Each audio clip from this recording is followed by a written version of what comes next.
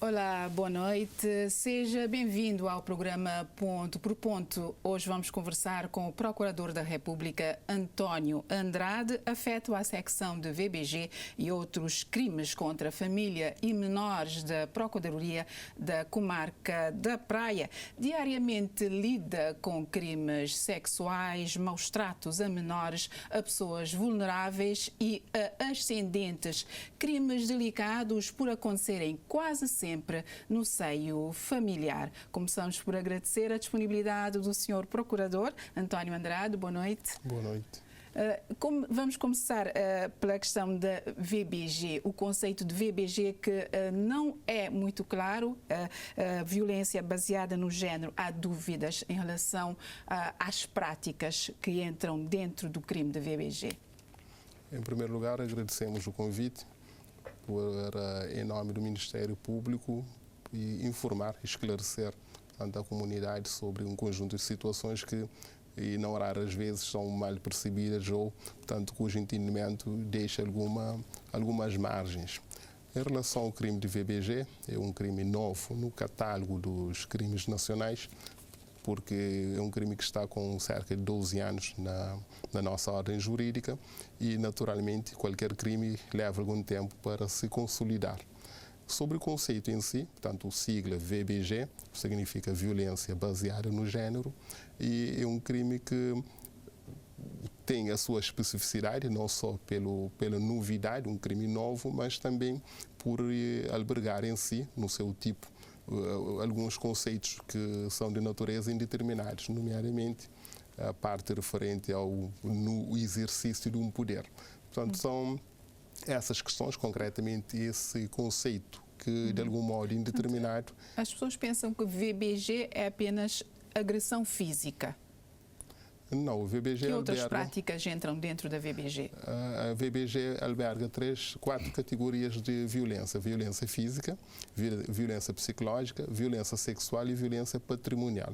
Portanto, essas... Praticado dentro de uma família? Dentro de não só? E não só, dentro de uma relação de foro afetivo. Sim, que pode ser, portanto, família, de um casamento, de uma relação de união de facto, de uma relação de namoro e não só. Portanto, tem um âmbito de aplicação bastante vasto. Portanto, a VBG, como disse, pode ser violência física, violência patrimonial, violência psicológica e violência sexual. Certo. O que é a violência patrimonial, por exemplo? Portanto, vem do conceito do próprio património. Portanto, quando temos uma relação de foro afetivo, portanto, e dentro dessa relação, um dos conviventes, um dos parceiros, portanto, praticar violência que tenha natureza patrimonial. O exemplo que tem sido muito frequente é o clássico de partir telemóveis. Portanto, os parceiros, na maioria das vezes, partem os telemóveis das parceiras. Quebram, partir o telemóvel das parceiras. Também temos o quebrar de eletrodomésticos, utensílios em casa, portas, janelas, coisas do tipo. Portanto, é uma violência que recai sobre os bens patrimoniais, de natureza patrimoniais. E há também a violência moral ou psicológica, Sim. que normalmente não é muito denunciada. Sim, porque... Infelizmente, nem sempre as pessoas têm a consciência de que são vítimas de violência de natureza psicológica. Daí que a grande primazia tem sido violências de foro físico, ou seja, quando, no ditado crioulo, quando ele levanta a mão, é dele com a mão.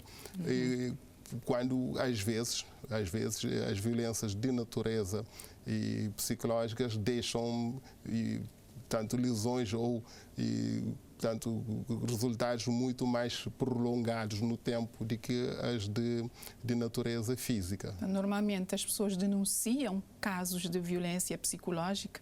Denunciam, mas não tem... É desproporcional, não é desproporcional comparativamente com as de violência de natureza física. E também às vezes as violências nem sempre vêm isolado. Portanto, há situações em que há portanto, acumulado de violência tanto de natureza patrimonial, física e psicológicas. No ano judicial 2022-2023, só na praia foram registrados mais de 500 casos de VBG. portanto, adivinha-se que a violência, a agressão física é a mais denunciada, não é? Sim, sim. Efetivamente, das 4 categorias de violência, é a que tem mais denúncia. E qual é o procedimento nestes casos? Portanto, as notícias dos crimes são, portanto, dirigidas ao Ministério Público, mas na maioria das vezes não dão entrada diretamente, entram através das OPCs, órgãos de polícia criminal, a Polícia Nacional ou a própria Polícia Judiciária, que recebem essas denúncias e encaminham para o Ministério Público. As denúncias aumentaram, ou os casos aumentaram comparativamente a anos judiciais anteriores? O elemento objetivo que temos são os números e que a entrada de processos aumentaram, mas não conseguimos determinar se houve um aumento ou não de casos, porque existem sempre as chamadas cifras negras, que são os casos que acontecem e que não são reportados, portanto, às autoridades. Daí não temos uma certeza de que temos um aumento de casos ou aumento de denúncias, mas efetivamente, em termos objetivos, o que temos de concreto é que o número de queixas e consequentes processos aumentaram. Quem denuncia mais? A pessoa agredida ou o vizinho ou familiar da pessoa agredida? A denúncia, normalmente, pela própria definição, denúncia é quando uma pessoa que não é, e, portanto, não é vítima, portanto, não é o seu direito que é violado ou ameaçado, portanto, comunica uma infração. Quando é o próprio titular do direito que foi afetado, portanto, ameaçado ou, portanto, ofendido, é a figura de queixa. É que na maioria das vezes, são as próprias vítimas que denunciam ou que comunicam essas situações. Ou seja, apresentam queixas, as próprias vítimas. Próprias vítimas, sim. Sei que já há casos de jovens namorados de 16, 17 anos envolvidos em casos de VBG. É uma triste constatação. Efetivamente é. E o crime de VBG demonstra que é um pouco o retrato da sociedade que temos. Temos casais de namorados a partir de 16, 17 anos que já estão na vara da justiça com situações de violência contra os ou as parceiras e até pessoas octogenárias também que ainda estão nessa situação. Daí que demonstra que estamos numa situação que é um reporte um pouco da própria sociedade que temos. E quando são adolescentes envolvidos em VBG, na primeira fase de namoro, qual é o procedimento das autoridades judiciais da secção que dirige? Nós, o Ministério Público nessa veste, portanto, enquanto titular da ação penal, quando a pessoa que é agressora for maior de 16 anos de idade, a lei diz que é imputável criminalmente, ou seja, é suscetível de ser punido. E, portanto, é responsabilizado criminalmente o agressor e há aquelas medidas. Portanto, a lei define que antes de determinadas idades não se deve aplicar determinadas medidas, nomeadamente na escolha e determinação das medidas de coação.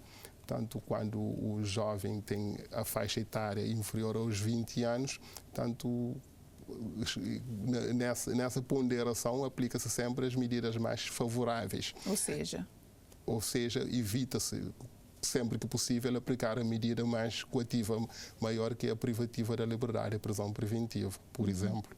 E também há outras medidas, nomeadamente a frequência do programa de recuperação de agressores, a possibilidade de suspender o processo para que seja imposta alguma medida ao infrator como forma de ressocializá-lo. Qual é a moldura penal para casos graves de VBG, digamos assim? Casos graves, pronto, a lei define que a moldura penal de VBG, quando é simples, vai até 5 anos. Portanto, quando é agravado, vai até 8 anos de prisão. A moldura penal máxima. Portanto, a lei da VBG foi implementada, salvo erro, em 2011. De lá para cá, os agentes da lei sentem alguma evolução na aplicação prática, no dia a dia?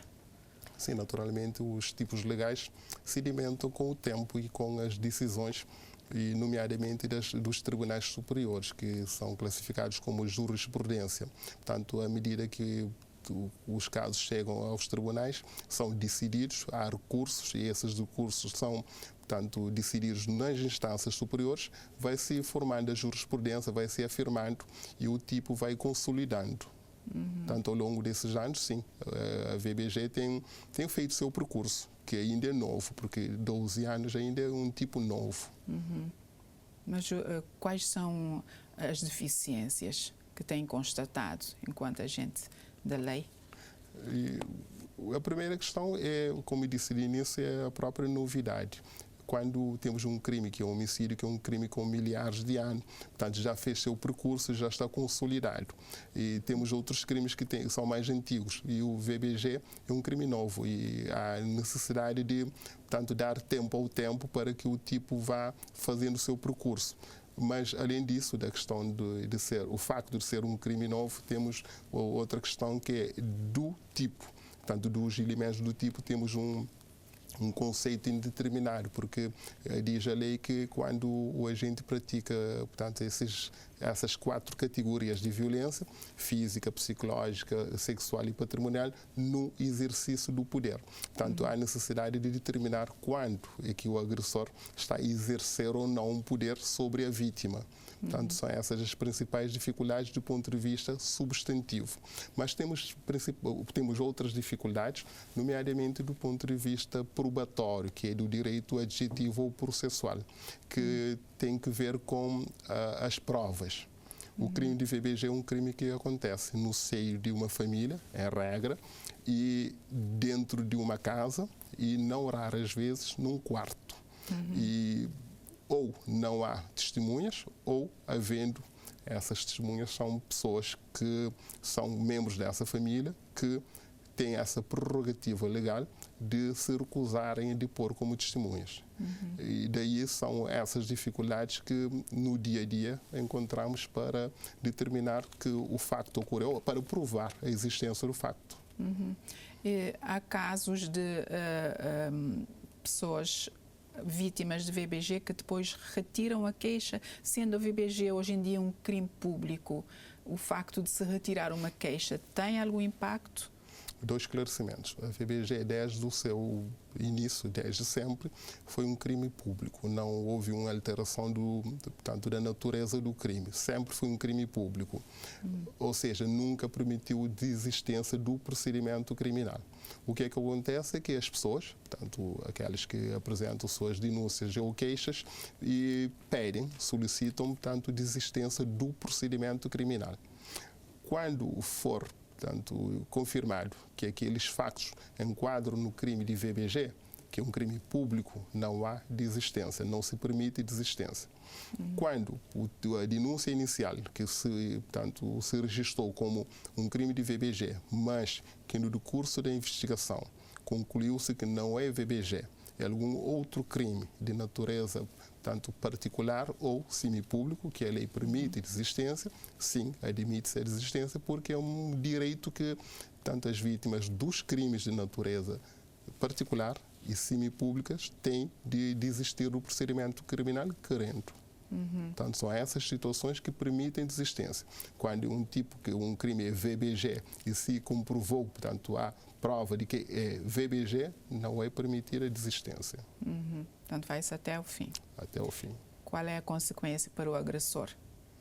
Portanto, já disse que pode ser a moldura penal pode começar com os 5 anos. Até 5 anos, se for um crime simples. Se for agravado, a moldura penal abstrata vai até 8 anos. Na secção que lida também com o crime de abuso sexual contra menores, que práticas ou comportamentos podem configurar abuso sexual contra o menor? Primeiro, portanto, tem que ser um menor, que a lei define como tal. Portanto, qualquer pessoa que não tenha atingido os 18 anos de idade, temos um crime de, portanto, uma pessoa que é menor. E o crime de abuso sexual, portanto, ao contrário de vários outros crimes, portanto, a lei define quando estamos perante uma situação de ato sexual, agressão sexual, penetração sexual, ou seja, a lei, o artigo 141 do Código Penal, define alguns conceitos. E quando a pessoa pratica esses atos, portanto, contra um menor, portanto, preenche o tipo do crime de abuso sexual contra crianças. Portanto, o tipo legal é crianças. Sim. Há também conceitos como o sexting, por exemplo, enviar imagens indecorosas a menores através de meios digitais. Em Cabo Verde, o sexting configura o crime? Sim, foi um dos crimes que entrou no catálogo dos crimes nacionais com a revisão do Código Penal de 2021. Portanto, sexting, a semelhança da importunação sexual, são novos tipos de natureza sexuais que entraram no nosso Código Penal. Existe também o exibicionismo, que pode ser praticado em casa contra um menor?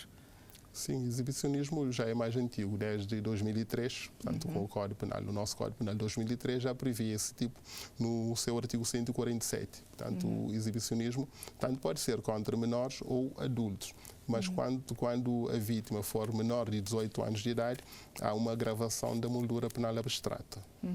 Portanto, aqui também convém esclarecer a opinião pública, porque muita gente pensa que um abuso sexual contra um menor é quando há um crime sexual com penetração. Portanto, há outras práticas que também configuram abuso sexual. Certo. O ato sexual em si, a lei define ato sexual como todo o ato praticado para, portanto, satisfazer o instinto sexual da pessoa. E o ato sexual não se limita efetivamente à penetração sexual. Tanto atos sexuais podem ter outra natureza, desde o beijo, do acariciar, de certos gestos ou ações, o abraçar, portanto, tudo isso enquadra no tipo, portanto, na expressão que é satisfação do instinto sexual. Ou seja, a penetração sexual constitui um dos elementos que pode, portanto, consubstanciar-se no crime de abuso sexual, mas não é só penetração. E é importante essa oportunidade que nos dá, porque, efetivamente, mesmo os pais ou os adultos que têm a seu cargo, e crianças e adolescentes, pensam que, portanto, só é crime quando houver penetração. E, às vezes, apresentam suas denúncias quando são, portanto, informados de que, segundo o relatório médico, não houve penetração sexual, ou seja, que o ímã está íntegro, dizem que não houve crime e, às vezes, manifestam interesse em desistir do procedimento criminal porque é caminho chicole. Mas as outras práticas, nomeadamente o exibicionismo, também podem deixar marcas na criança alvo destas práticas? Sim, efetivamente pode, mas em termos de marcas físicas, a penetração é que deixa maiores marcas. Mas em termos psicológicos, do que fica a nível do psíquico, sim, deixam sequelas que muitas vezes acompanham a vítima pela vida. Em termos de estatística de casos de abuso sexual contra menores, na secção que dirige, é preocupante? Muito preocupante. Temos uma demanda muito grande. Temos uma média de quase um por dia. Quase um caso de crime sexual por dia. E para uma comunidade como a nossa, um país com a dimensão que temos, isso preocupa-nos muito. Há uma grande demanda e também nos preocupa o facto de os principais abusadores, ou aquelas pessoas que praticam os crimes de natureza sexual contra crianças, serem elementos da própria família ou próximas à família. Daí a classificação dos crimes sexuais contra crianças de crimes de proximidade. São pessoas que têm o papel ou a função de proteger a criança que, ao invés disso, fazem o oposto. Quem mais denuncia? Depende. Portanto, quando for crimes contra as crianças, temos uma prevalência dos pais, com algum acento das mães, concretamente. Mas temos uma pessoa que tem um papel muito importante que, efetivamente, tem exercido isso, que são os professores. E são pessoas que estão muito atentas e que têm uma relação de confiança com as crianças e que e muitas vezes, tanto através dos sinais que detectam nas crianças, acabam por falar com elas e descobrir que, tanto têm sido vítimas desses atos. Que sinais são esses que podem ser detectáveis, indicando que uma criança está a ser alvo de abuso sexual? Nomeadamente a alteração do humor. Uma criança que é extrovertida, que está constantemente a brincar, que de um momento para o outro, portanto, sem que nada que é justificável ou então que é pelo menos visível altere de uma forma brusca seu comportamento. Também o resultado escolar, portanto, crianças que sempre tiveram boa prestação, que num curto espaço de tempo tem uma queda do seu rendimento escolar. São crianças que também do nada começam a chorar ou a ter comportamentos, às vezes, não muitas vezes, algum suicida com tentativas de suicídio e de isolamento, são sinais que chamam a atenção e as professoras, concretamente, estão muito atentas a esses fenómenos e têm um papel importante no alertar. Crianças também com um comportamento muito sensual, digamos assim, pode ser um indício? Pode, e aqui também, mais uma vez, vamos aproveitar que o papel dos pais, não só em termos de proteção, mas também do conter, do exibir. Estamos a expor demasiadamente, portanto, os nossos filhos, nomeadamente com trajes, que são tratar as crianças como pequenas adultas, tanto em termos de traje, de certas atitudes ou comportamentos, exposições de passagens de modelo, concurso de misses, são situações que efetivamente expõem muito as crianças. Portanto, é de se evitar. Acho que sim. Acho que sim. Quais são os casos mais angustiantes, digamos assim, de abuso sexual contra menores com os quais já lidou? São situações, em primeiro lugar, quando a criança é abusada por pessoas que têm aquela função de as proteger, nomeadamente os pais, quando são os próprios pais a abusarem sexualmente das crianças. São situações que sempre deixam portanto, sequelas e a própria relação, porque quando um pai abusa da filha, portanto, é responsabilizado criminalmente, cumpre uma pena e no seu regresso, qual é a relação que vai ter com aquela filha? Além disso, também temos outras situações que são crimes sexuais das quais resultam gravidezes com filhos, que são ligações que perduram, portanto, pela vida. E outras situações que, graças a Deus, não temos com frequência, mas que costumamos ter, que são transmissão de doenças ou infecções sexualmente transmissíveis de atos de crimes sexuais. Portanto, são as situações que mais, portanto, afetam qualquer pessoa e nós não ficamos indiferentes a isso. E já há casos de menores que abusam sexualmente de outros menores. Portanto, recentemente soube de um caso num bairro da cidade da Praia em que 3 adolescentes abusaram de um menino. São casos frequentes? Não são frequentes, mas nos últimos 2 anos temos registrado isso com um acentuar diferente dos anos anteriores. E no ano judicial em curso, sim, já tivemos vários casos de agressores que são abusadores ou agressores que são menores de idade. E no caso que fez referência, não são 3, são 4 crianças, não são adolescentes, são crianças, porque o maior ainda não completou 12 anos de idade. São crianças com idade entre 6 e 11, 4 que abusaram sexualmente de uma outra criança com 6 anos de idade. Isso também nos apela, portanto, a chamar a atenção aos pais, porque quando e como que uma criança dessa idade, tanto sabe desses atos, ou já viu pais ou qualquer adulto a fazer, ou de alguma forma já teve acesso, nomeadamente através da internet ou também da televisão. Daí a necessidade dos pais, dos adultos, dos encarregados de educação, tanto terem atenção redobrada sobre essas situações, a exposição ou deixar que as crianças tenham um acesso descontrolado, nomeadamente à televisão ou à internet. Portanto, os pais devem ficar mais atentos e devem explicar mais aos filhos em relação a esse perigo. Certo, a internet tem de tudo, tem do bom e do pior. E quando, mesmo para os adultos, quando tem um uso descontrolado ou não dá uma disciplina, é perigoso.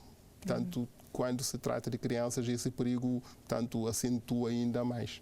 Tanto uma criança com um telemóvel ou um tablet nas mãos, com acesso ilimitado à rede, a internet é um perigo, é uma bomba atômica nas mãos de uma criança.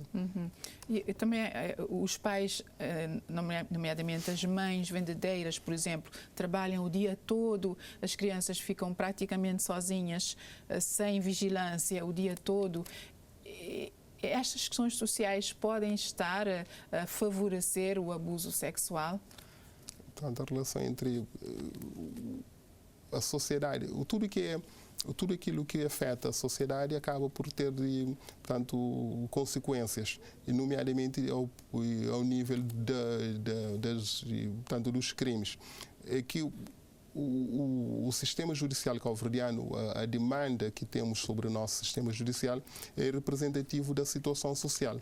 Ou seja, quando temos uma sociedade que está com problemas, não queremos chegar ao ponto de dizer que está doente, mas quando temos problema na sociedade, há esse reflexo. Porque a família, efetivamente, todos sabemos e dizemos que é a célula básica da sociedade. Quando a família está com um problema, a sociedade está com um problema e, portanto, o último reduto, que é o tribunal, também sente efeito desses problemas sociais. Falamos há instantes do caso de crianças que abusam sexualmente de outras crianças. Nestes casos, quais são as consequências? Quando uma criança, portanto, pratica atos que são classificados na lei como crime, tem um regime próprio. Quando essas pessoas têm idade superior a 12 anos e inferior até 15 anos, 11 meses e 29 dias, tem um regime socioeducativo. Portanto, é um regime próprio em que, portanto, essas pessoas, adolescentes, são, portanto, processados e ali, portanto, no âmbito do regime socioeducativo, há todo um procedimento substantivo e adjetivo que pode culminar com, portanto, um conjunto de medidas, onde não se exclui o internamento. Portanto, posso dizer sem margem para dúvidas de que o crime de abuso sexual contra menores está a aumentar exponencialmente, não só na praia, mas em todo o Cabo Verde. Mais uma vez, esse cuidado nosso em dizer que temos aumento do crime, temos aumento de denúncias e, consequentemente, de processos. Porque há sempre essa discussão se houve mais denúncia de casos que não eram comunicados ou se efetivamente há mais casos. Isso, infelizmente, não sabemos. O que é objetivo é que, em termos de número de denúncias e, consequente, processos derivados dessas denúncias, têm aumentado. Tem alguma estatística a nível nacional em relação a esses? Temos, por exemplo, no segundo...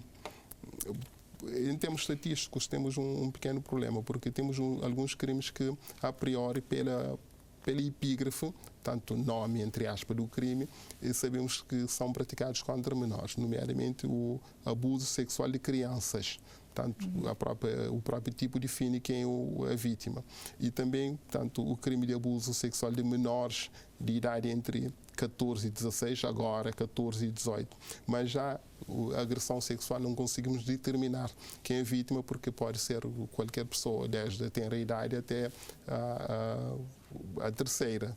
Daí que não conseguimos determinar. Mas, efetivamente, em termos de crimes sexuais, em termos estatísticos, temos que no ano passado, na comarca da Praia, onde trabalhamos, e tivemos um total de entradas de 404 casos de crimes sexuais. Contra crimes sexuais gerais. Portanto, o tipo de abuso sexual de crianças, tivemos 131. abuso sexual de menores entre 14 e 16 anos, tivemos um total de 8. E outro que podemos determinar, prostituição de menores não tivemos, mas já, como eu dizia anteriormente, portanto, agressão sexual não conseguimos determinar quem é a vítima. Mas, efetivamente, tivemos esses registros num total de 404 casos, houve queixas de crimes sexuais e dados de entrada na comarca da Praia. Dá-se conta de adolescentes, meninas adolescentes, que já vivem maritalmente com homens adultos. Nestes casos, os agentes da lei, o que é que podem fazer? Sabendo, se chegar ao conhecimento das autoridades, sendo crime de natureza pública, então não há necessidade de denúncia. As autoridades, a partir do momento que tomam conhecimento desses fatos, têm o dever legal de dar início ao procedimento criminal. Mas a grande questão é saber desses casos, é que não se sabe. Portanto, quem tem conhecimento, os familiares ou pessoas próximas, não denunciam, não deixam chegar ao conhecimento das autoridades. Portanto, lida também com o crime, no dia a dia lida também com o crime de maus-tratos a menores. Certo. O que é isso, de maus-tratos a menores, já fora do crime de abuso sexual? Certo. Maus-tratos a menores, portanto, diz a lei que temos maus-tratos a menores quando, de forma reiterada ou habitualmente, se pratica atos de ofensa contra a saúde e corpo de uma pessoa, no caso em concreto, quanto a menores que têm a faixa etária, portanto, dentro dessa, de baixo dos 17. Portanto, ali a lei classifica como um crime de maus-tratos a menores. Mas esse crime em concreto é um crime que, do ponto de vista estatístico, temos, felizmente, temos reduzido. Não temos, a tendência não tem sido de aumento, mas de redução, maus-tratos a menores. Ou pelo menos em termos de denúncia. Temos uma redução de denúncia desse tipo de crime. Portanto, a tendência é inversa. Tem certo. Redução. Sim. Que leitura se faz? Há sempre essas duas hipóteses, ou não se está a denunciar ou efetivamente os casos têm reduzido e queremos que, portanto, sempre apostamos que seja a segunda hipótese. Há também o crime de maus-tratos a ascendentes, que segundo alguma estatística que estive a ler, está a aumentar em Cabo Verde. Ou seja, filhos que maltratam os pais ou netos que maltratam os avós. Sim, efetivamente temos um tipo legal, o maus-trato ascendente e pessoas em economia doméstica, que consta do artigo 134 do nosso Código Penal, que sim, efetivamente esse crime tem sido muito denunciado nos últimos anos, concretamente no ano judicial em curso, que são situações de pessoas, na maioria das vezes, que têm problemas de dependência química, ou de álcool ou de outras drogas e que infringem maus tratos tanto aos ascendentes pais e avós. E temos recebido muitas denúncias desses crimes, que são situações graves. Muitas vezes esses ascendentes são pessoas portadoras de deficiências, que são pessoas que estão numa situação de vulnerabilidade, nomeadamente derivada da própria idade. E daí que, portanto, o Ministério Público tem sido muito cauteloso em termos de sensível por um lado nesses casos e cautelosos na abordagem, porque são situações, uma vez mais, que ocorrem dentro das famílias, mas também temos sido implacáveis em termos de medidas. Mas você já disse que são muitas vezes provocados pelo uso abusivo do álcool ou de drogas ou de outras drogas. Qual é então o procedimento que se tem em relação a este tipo de crime? O procedimento, sim. Em primeiro lugar, temos uma vítima, que a lei define como tal, e que do Estatuto da Vítima, do artigo 94, do nosso Código de Processo Penal. Portanto, as vítimas têm um conjunto de direitos, nomeadamente, no caso em concreto, quando coabita com o agressor, imediatamente, repetimos imediatamente, detemos o agressor, apresentamos ao Tribunal para aplicação de medidas de coação, nomeadamente a medida que temos sido aplicado com muita regularidade é o afastamento desse agressor desse ambiente, tanto de permanência nessa casa. Afastamento significa ir para a cadeia? Não, afastamento significa sair imediatamente da casa e não voltar. Portanto, é uma medida de coação que está prevista no Código e que temos aplicado, nomeadamente, nesses casos. E qual é a consequência em termos jurídicos? É um crime cuja lei, portanto, a lei prevê qual é a pena para o crime. Mas a medida que estamos a fazer referência é aplicada na fase inicial do processo, nomeadamente concretamente, na audiência do primeiro interrogatório. Depois de fazer a averiguação primária inicial, recolher alguns indícios e detemos o agressor e apresentamos ao tribunal para a aplicação da medida de coação. Na cidade da Praia, por exemplo, acontecem muitos casos de maus tratos ascendentes. Muitos casos. E nesse momento portanto, nesse ano judicial já estamos com 47 situações de detenção e aplicação de medidas de coação desse tipo de crime. Maus tratos ascendentes. Sim. Portanto, filhos que netos. agridem... Filhos que agridem os pais ou netos que agridem os avós. Portanto, agressão física ou pode ser também agressão psicológica? Pode, mas nos casos em concreto, a maioria das vezes são agressões físicas. E qual é a consequência? Portanto, é sempre prisão preventiva ou há outro tipo de procedimento? Não é sempre prisão preventiva. A medida coativa básica que temos aplicado é o afastamento da casa, a proibição de permanência nessa casa. Depois, o processo segue seus termos, vai para o julgamento, de acordo com a prova que for ou não produzida na audiência de discussão e julgamento, ali o tribunal aplica a pena que melhor entender. Qual é a diferença entre maus tratos a menores, maus tratos a pessoas vulneráveis, maus tratos a ascendentes? Portanto, por exemplo, maus tratos a pessoas vulneráveis, o que significa? Pessoas vulneráveis a vulnerabilidade pode ser derivada de doença, da idade e nessa questão da idade pode entrar também o menor. Portanto, vulnerabilidade em função da idade, quer esteja na terceira idade, numa situação, ou da tenra idade. Portanto, é uma pessoa vulnerável. Na secção de VBG e outros crimes contra a família e menores, lida também com a questão do não pagamento da pensão de alimentos às crianças? É assim, o progenitor que não presta o alimento devido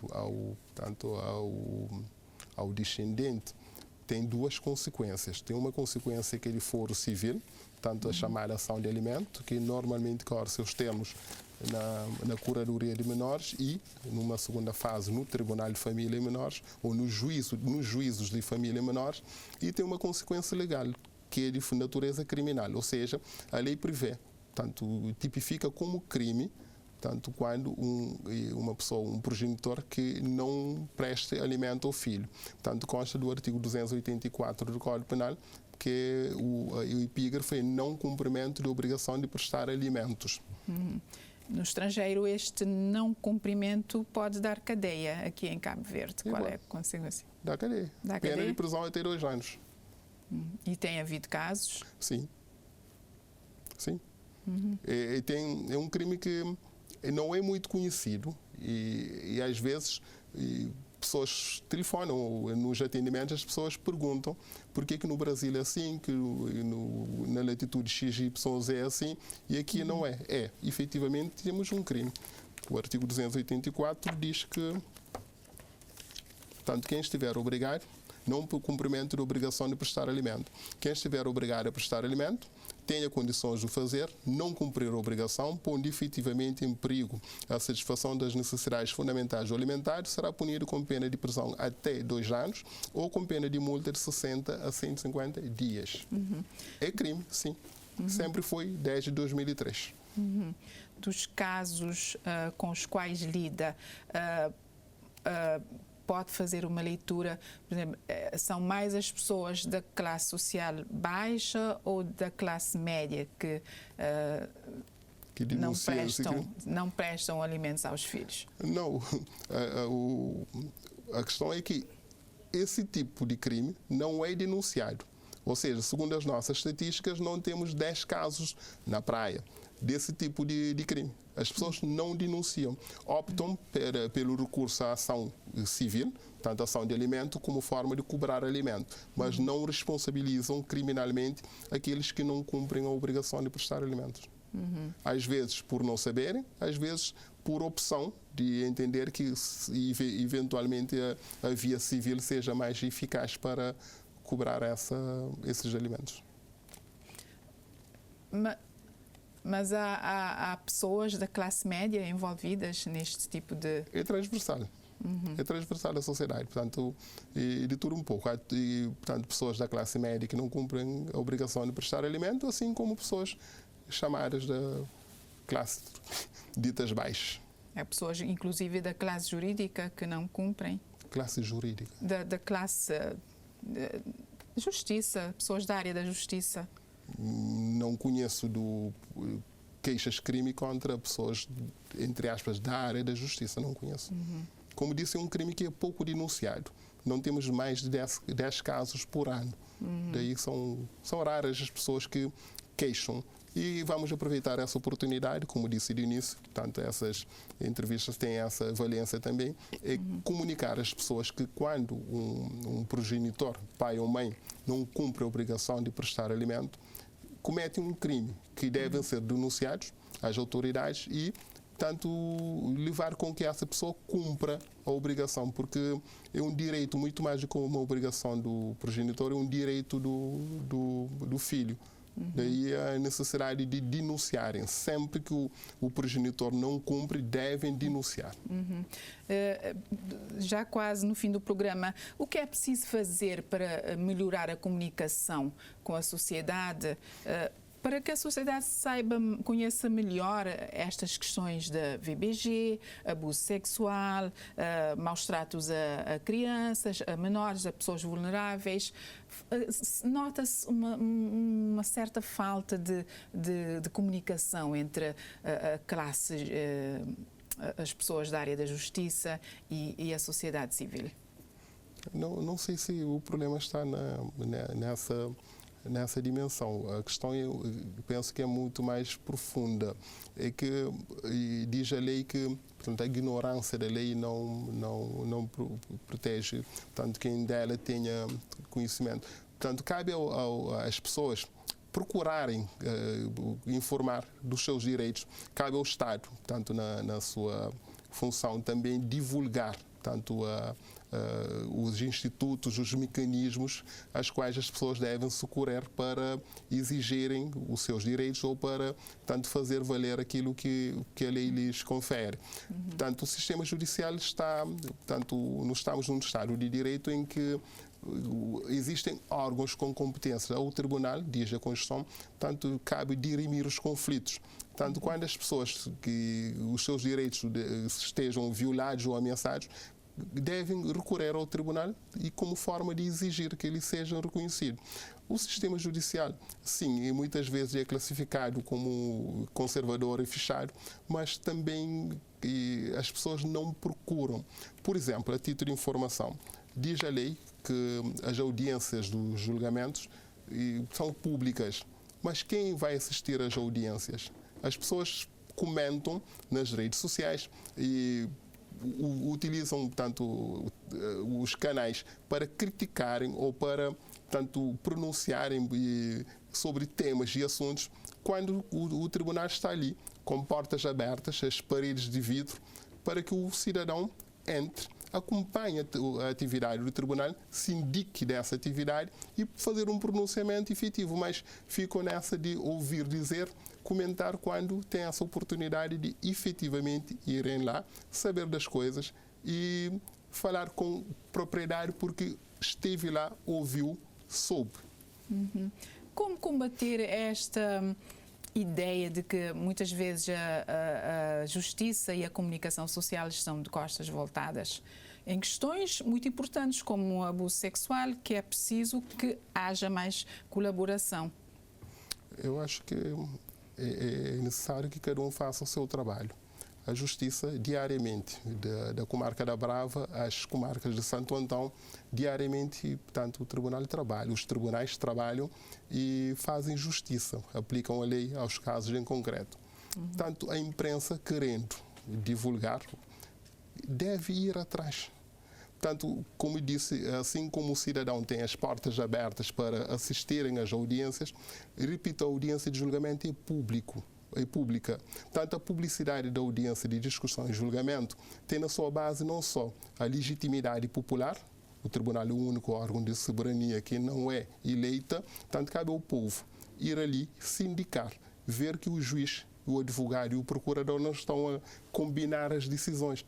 Portanto, o cidadão deve sindicar a atividade do tribunal, dizer e ver quando que o indiano da Soprobel foi assassinado. Houve comunicação, sim, houve comunicação, mas também que denunciou-se o caso, comunicou-se, informou-se desse caso, assim como o guarda prisional foi assassinado em Anchada Grande atrás, o jovem na Várzea da Companhia foi assassinado, toda a imprensa, toda a rede social publicita esses casos. Mas ninguém vai saber qual foi o resultado desse caso. O tribunal julgou, e há uma decisão. A imprensa não vai, a rede social não vai, mas todos estão ali a comunicar nas redes sociais e a criticar o sistema judicial. Mais uma vez, aproveitamos. Não é tão simples assim. Às vezes há a questão do segredo de justiça, a imprensa depara-se com a questão do segredo de justiça, não gostam de fornecer informações. A informação não se fornece, procura-se.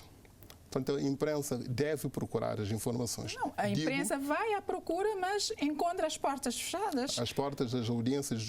Encontra resistência em dar informações? Não há nenhum tribunal de Cabo Verde, de Brava a Santo Antão, que faz julgamentos com portas fechadas. É proibido. É um direito constitucional. A publicidade da audiência de discussão e julgamento está prevista na Constituição da República, no Código de Processo Penal e dá nulidade caso se fizer. Portanto, a audiência é pública, a imprensa nunca encontra a porta fechada. Ainda nos casos em que a lei restrinja a audiência, portanto, certos crimes, nomeadamente crimes sexuais de menores, a audiência é restrita, mas a leitura da sentença, a audiência de leitura da sentença é sempre pública. É sempre pública. Nem a imprensa, nem nenhum cidadão encontra portas fechadas. Nunca. Então, recomenda que haja mais sensibilidade da comunicação social em relação à justiça? Não digo que é sensibilidade, mas profissionalismo. E da vossa parte também? Sempre houve. E continuará havendo. Vamos lá ver, fazemos votos que... assim seja e que a relação justiça-comunicação social seja muito mais próxima para... Certo, porque todos temos o mesmo papel. Portanto, a paz social é algo que é comum. Portanto, quando se denuncia um crime e não se sabe o desfecho, dá aquele sentimento de impunidade. Mas quando o cidadão souber que houve um crime no bairro X e que no dia Y houve uma sentença em que a pessoa foi absolvida ou condenada, portanto, há uma satisfação de que esse caso teve um resultado. Portanto, o nexo de causalidade. Denuncia-se o caso, publicita-se, informa-se, noticia-se os casos, mas não se noticia as decisões judiciais. Continuamos a convidar o cidadão... Portanto, considera que esta é uma lacuna, para terminar mesmo. É uma lacuna. É uma lacuna. Então, só nos resta agradecer a sua disponibilidade, por estar aqui no programa Ponto por Ponto, prestar estes esclarecimentos sobre questões tão delicadas como VBG, abuso sexual contra menores, maus tratos a menores, entre outros crimes que estão sob a sua alçada aqui na comarca da Praia. Muito obrigada. Nós também agradecemos essa oportunidade. Muito obrigado. Quanto a si, estimado telespectador, estamos gratos pela atenção dispensada a este programa. Tenha saúde e muita paz. Boa noite.